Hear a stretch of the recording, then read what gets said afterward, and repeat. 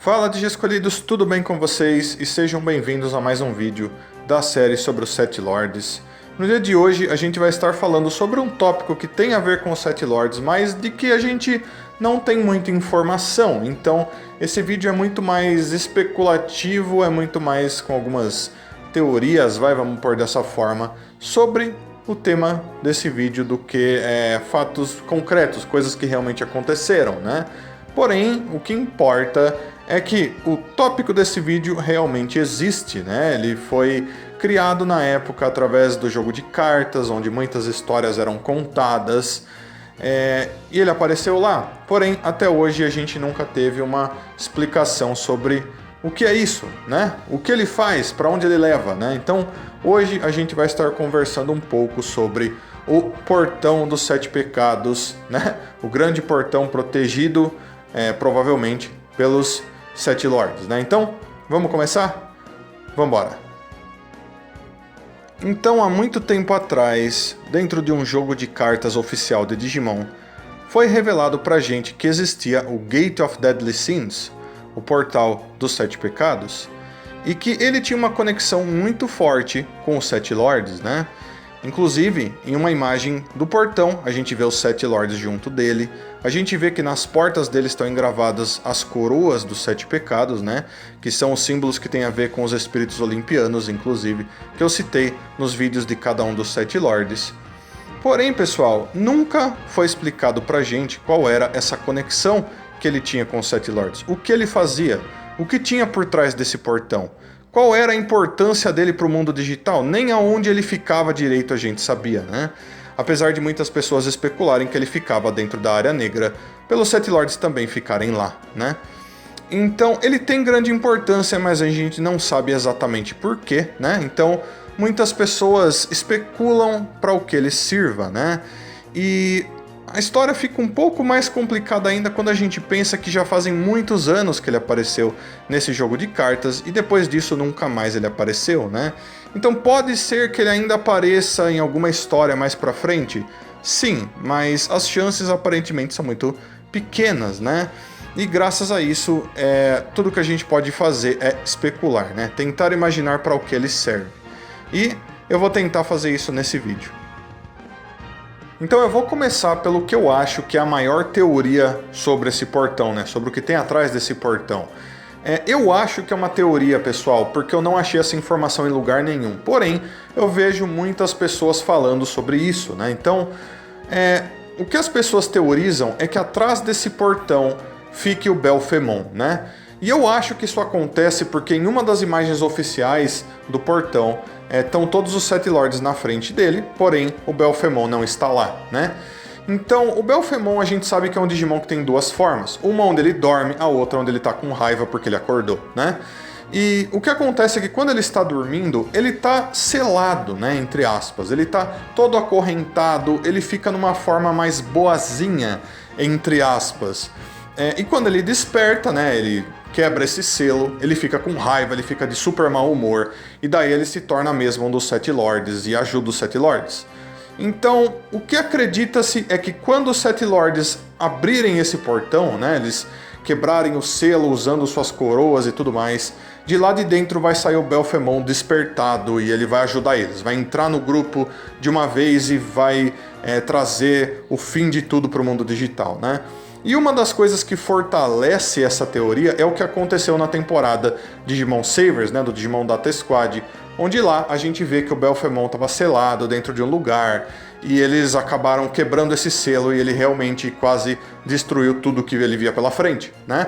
Então existe uma certa conexão, inclusive, nessa história da temporada do anime e, com isso, do portão, né? Mas, como eu disse pra vocês, eu não achei essa informação em lugar nenhum, né? Então eu acredito que isso seja apenas uma grande teoria, tá bom? Então, vamos pra próxima, que é a de que esse portal levaria direto para a área negra, né? Então, essa eu acho bem interessante porque isso faria com que o Gate of Deadly Sins fosse muito útil para os Sete Lords, né? O que a gente sabe hoje em dia é que existem muitas entradas para a área negra, mas que essas entradas são todas seladas e que existem Digimons poderosos cuidando desses selos, né? Como por exemplo o Anubimon, né? Para não deixar que nenhum Digimon que habita na área negra venha para o mundo digital. Por quê? Porque a área negra meio que funciona como um mundo digital alternativo, que funciona meio que como se fosse um inferno para o mundo digital, né? Então, muitos Digimons do mal, anjos caídos, coisas do tipo, inclusive os Sete Lords, habitam lá, né? Nenhum Digimon que se preze, que seja do bem, que queira cuidar do mundo digital, ia deixar com que entradas para a área negra ficassem livres, né?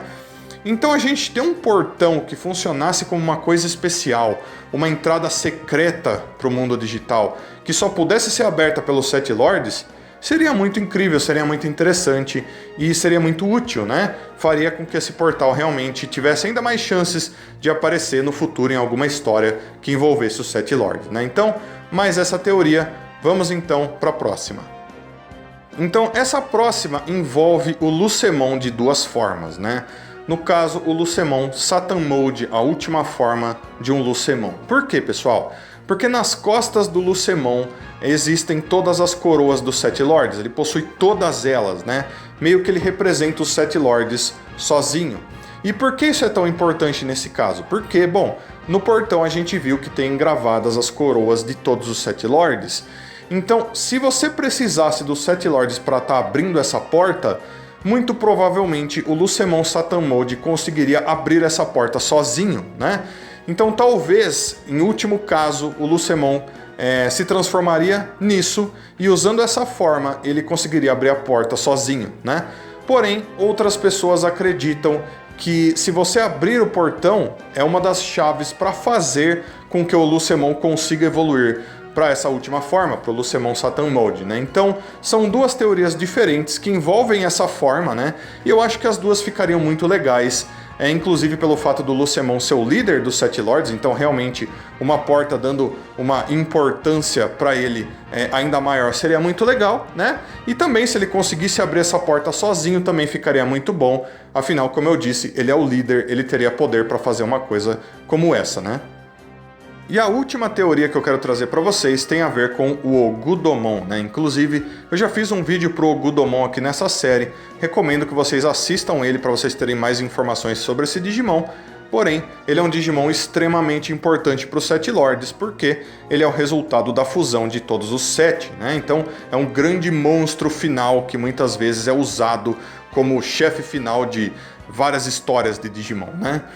É um monstro extremamente poderoso. E ele também, pessoal, em cima dele, nas pernas dele, tem as coroas dos Sete Lords, né? Ele, assim como o Lucemon Satan Mode, também tem todas as coroas.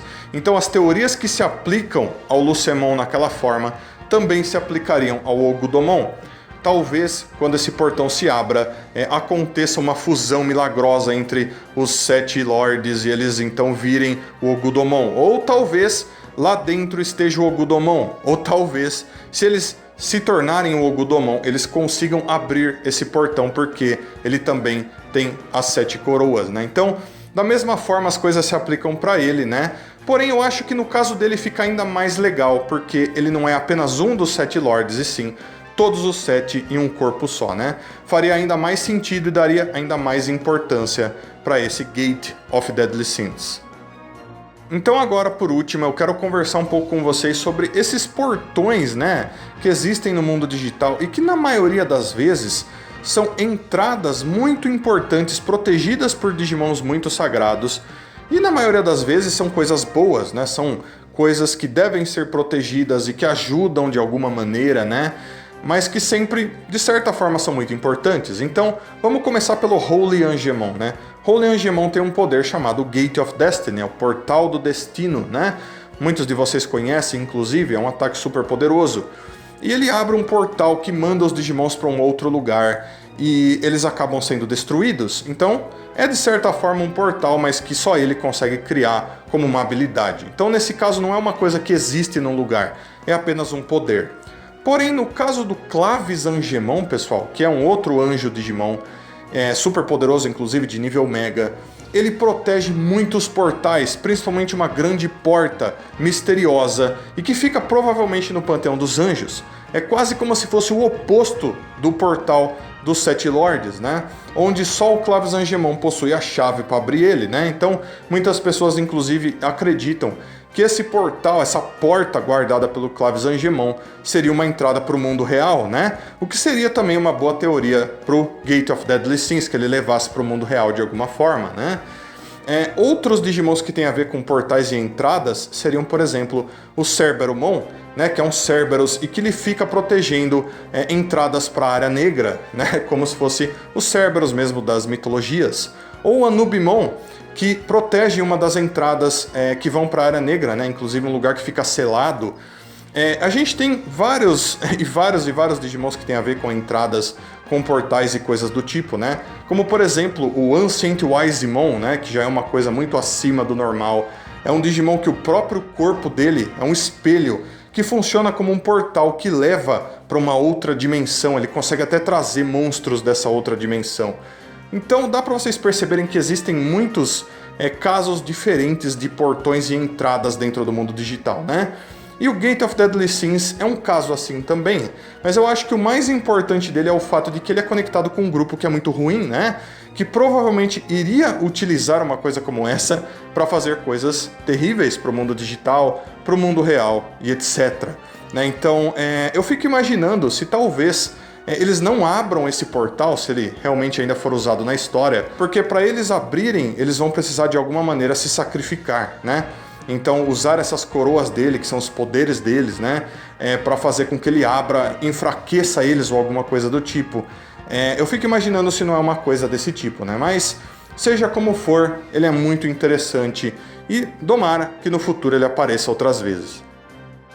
Então, de escolhidos, isso é basicamente tudo que dá para falar do Gate of Deadly Sins. Como eu disse, a gente não tem muita informação oficialmente, né? Muito poucas vezes ele apareceu tão pouco que a gente nem sabe para o que ele serve. Então, na maioria das vezes, a gente está aqui criando teorias, né?